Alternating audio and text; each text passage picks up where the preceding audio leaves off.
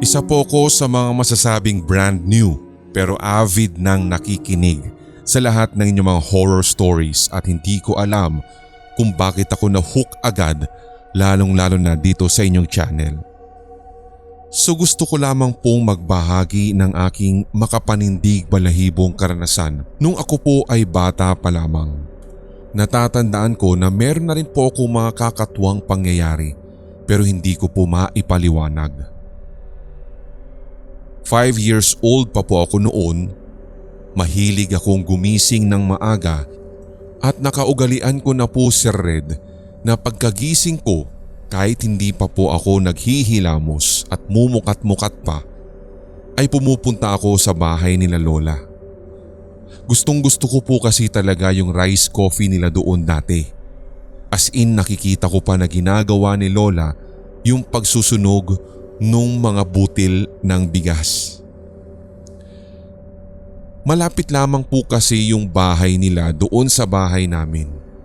Pero ang madaraanan mo ay malalaking puno sa gilid ng kalsada at wala pa po kasi mga street lights noon. Medyo papasikat na rin po yung araw nung ako po ay gumayak at nagtungo kina Lola. So kahit inaantok pa po ako at papikit-pikit, bigla na lamang po akong nagulat dahil may dumaan na malaking anino at itim na itim iyon Sir Red. Solid black Sir Red ang nakita ko sa harapan ko. Akala ko nga kung sino lamang o kaya kapitbahay dahil alam ko po na gising na rin naman ang ibang mga nakatira sa barangay na yun. Nawala talaga yung antok ko sapagkat nang sinundan ko ang direksyon kung saan nagtungo ang naturang anino ay hindi ko na po naabutan. Hindi ko rin po maipaliwanag sa aking murang isipan kung ito ba ay bigla na lamang naglaho na parang bula o kaya ay nagtungo sa daanan na nahaharangan na nitong mga malalaking punong kahoy. Pero nanindig ang balahibo ko. Muli ay sinundan ko ng tingin ang direksyon kung saan naglaho yung anino na yun. Hanggang sa natuntun ko yung gawin ng mga kawayan. Pero sa kada silip ko doon Sir Red, wala naman akong ibang nakikita. Hindi ko po alam kung isa bang maligno or multo yung nakita kong iyon sapagkat first time ko po na maranasan yun. Magkagayon man, tumuloy pa rin po ako sa bahay nila Lola. Gising na rin po sina Lola nung time na iyon at nang makarating na ako doon, kwento ko sa kanila ang nakita ko. Ngumiti lamang si Lola sa akin. Kapag naaalala ko nga po yung ngiti niya sa akin nung time na iyon, alam ko na meron siyang alam. Alam ko na hindi na iba sa kanya ang kwento ko at maaaring isa siya sa mga nakaranas din nito. Ang sabi na lamang niya sa akin, baka daw si Casper iyon. Nagtaka ako dahil hindi naman ganoon talaga ang kulay ni Casper, pero alam ko na sinabi lamang iyon ni Lola para hindi ako matakot at nang maarok ng aking murang isipan ang nakita ko.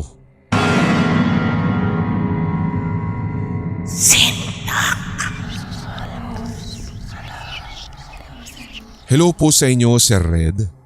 Maikli lamang po itong aking ibabahagi na ito. Ituring nyo na lamang po na isang comment ito Sir Red. Sa pagkakataon na naisend ko sa inyo ito, kami po ay nasa Medical City sa Ortigas. Bigla na lamang po akong kinausap ng aking anak na babae at sabi niya gusto daw po niyang umihi. Unfortunately, scared to death talaga itong daughter kong ito sa comfort room ng nabanggit nating hospital. Kasi yung lights po nito ay motion censored. So she asked if I can go with her. So sinamahan ko. Before coming in, sa isang comfort room. Ang sabi ko sa kanya, hindi tayo pinalaki ni Sir Red para matakot lang sa CR na nagpapatay sindi ang ilaw. At natawa na lamang din ang anak ko dahil tulad ko, Sir Red, isa din po siya sa mga tigapakinig ninyo sa YT.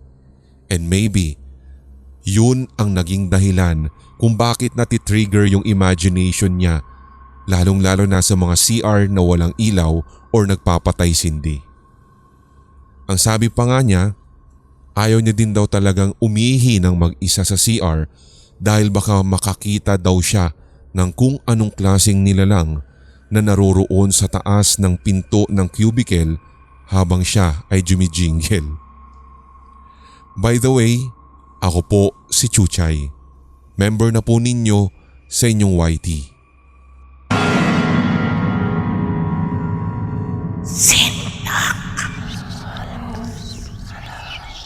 Itago niyo na lamang po ko sa pangalang Ai. Ako po ay kasalukuyang nagtatrabaho sa isang insurance company bilang isang secretary. Ako po ay tubong Davao City, Sir Red. But please, hide my true identity. Ang kwento na isishare ko po sa inyo ngayon ay ang karanasan ko po at ng iba ko pang co-workers sa dati po naming opisina. Yun po yung time na hindi pa po kami nakakalipat ng office kasi wala pang office space na nahahanap yung bossing namin noon. Ang dati po naming office building ay doon sa lumang gusali dito po sa lugar na to. Sa pagkakatanda ko, kwento sa amin ng guard doon na itago na lamang natin sa pangalang Kuya Danilo. Matanda na daw talaga yung building. Kung pagbabasehan ng kanyang memorya, 1956 pa daw nang itinayo ito and up until now, meron pa rin daw pong mga small agencies na umuupa. Accessible din po kasi yung location nitong building na ito dahil talagang masasabi mong nasa heart of the city. Pero kahit gaano ka-lively yung place, talagang mararamdaman mo yung creepiness ng lugar. Ang unang bahagi ng kwentong ito ay ang aking sariling experience. Bagong hire lamang po ako nung time na iyon at kaka-assign lang sa akin po nung HR ng locker ko. So nasa locker room po ako noon, nag-aayos at naglalagay ng mga personal na gamit sa locker. Nang magulat na lamang ako dahil bigla pong may padarag na bumukas doon sa locker na nasa dulo. Nagtaka naman po ako at first kasi papaanong mabubuksan iyon dahil wala namang ibang tao kundi ako lang. Imposibleng hangin at napakalabo naman talaga nun dahil yung mga windows, Sir Red, ay nakasara. Hindi ko na lamang din po pinansin pero bigla na lamang po talagang nagbukas-sara ng mag-isa yung locker door na iyon. Tumakbo po talaga ako ng pagkabilis-bilis para lamang makalabas sa locker room, Sir Red. Matapos nga noon, maniwala kayo sa hindi, ay nag-tender po ako ng resignation. Sa isipan ko ay hindi na baling mawalan ako ng work pero ayoko po talagang makaranas muli ng ganun. Nung sinabi ko iyon sa iba naming coworker, lalo at nakita nila ako na tumatakbo ng mabilis papalabas ng office. Nagulat ako kasi maging sila pala ay may karanasan na rin katulad sa akin doon sa lumang building.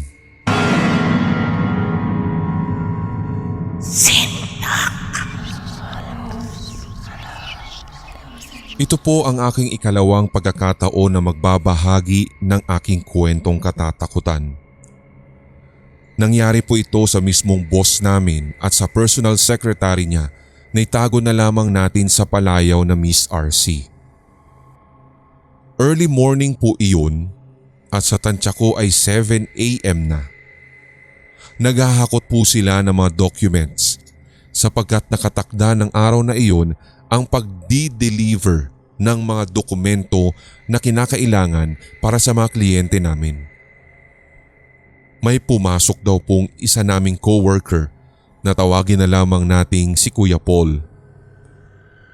Binati iyon ni Miss RC at ganun din daw po yung boss namin. Pero dire-diretso lamang daw po ito nagtungo sa kanyang cubicle. So nagtuloy-tuloy po yung paghahakot at pag-aayos ng mga documents nitong sina Miss RC. After a few minutes, dumating si Kuya Paul. Nagkatinginan at pansamantalang natigil yung ginagawa ni na Miss RC at yung boss namin dahil paanong nangyari? Kakikita nila kay Kuya Paul kanina. Pero bakit ngayon ay kapapasok pa lamang niya? Ang isa pa, Sir Red. Magkaiba yung suot ng dalawang Kuya Paul. Yung naunang dumating na hindi daw po pumansin sa kanila ay nakakulay blue, pero itong ikalawa ay naka-green. Kumpara sa kanilang dalawa, itong huling dumating ang siyang una pang bumati. Ang sabi ng ilan sa amin, ito marahil ay doppelganger. Maaaring si Kuya Paul lamang ang napagtripan nitong gayahin. After nga ng shift namin, inutos ni boss na magsimba si Kuya Paul. Maging si boss nga, kahit sabihin man nating weirdo, naniniwala pala si Red na ang doppelganger ay may hatid na kamalasan. Ito namang susunod ay nangyari sa aming housekeeper na si Ate Josie. Si Ate Josie ay isa po sa pinakamatagal na sa agency namin. At dahil pinakamatagal na, siya rin ang may pinakamaraming karanasan sa lumang opisina. Pero ang hindi niya talaga malilimutan ay yung naging karanasan daw po niya sa hallway ng office. Base sa kanyang kwento, pasado 9:00 na daw iyon ng gabi at naghahanda na nga daw po siya ng kanyang mga gamit dahil pauwi na rin po siya nung gabi. Nang mapansin daw po niya yung gawi ng photocopier.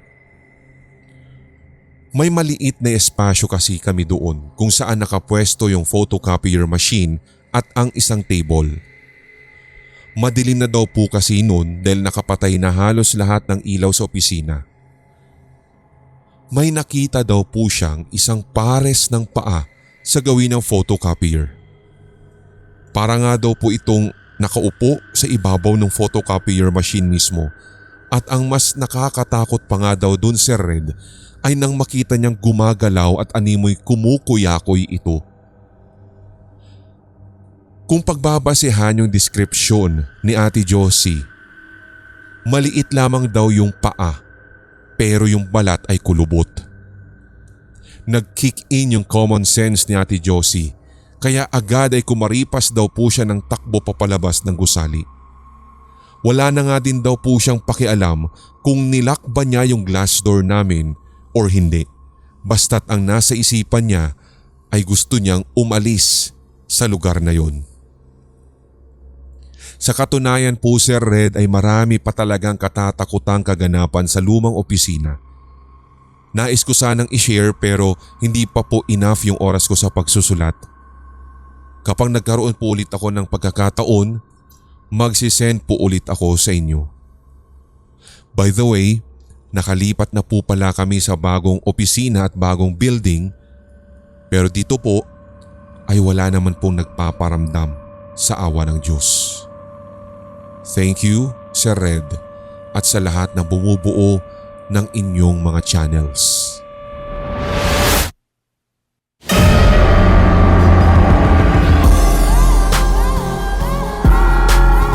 At inyong napakinggan ang tampok na one-shot Tagalog horror story. I-like, mag-comment at i-share ang episode na ito sa inyong social media, mga certified kasindak. Huwag pahuhuli sa mga bagong kwentong katatakutan dito sa ating channel, kaya pindutin na ang subscribe button at ang notification bell.